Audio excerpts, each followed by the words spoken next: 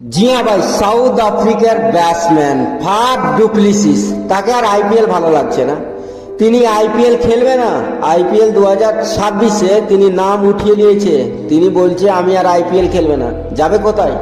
তিনি যাবে পাকিস্তানের সুপার লিগ খেলতে, যেটাকে বলে পিএসএল। ভারতীয় আইপিএল এর ধারের কাছেও নেই। সেই পিএসএল কে তিনি পছন্দ করেছে, আর আইপিএল 2026 ছেড়ে তিনি পিএসএল খেলতে যাবে পাকিস্তান সুপার লিগ। তো যাক ভাই, ভালো, কেননা আমরা আইপিএল এ 2-3 বছর থেকে ফাফ ডুপ্লিসিসকে ধুয়ে নিয়ে বেড়াচ্ছি।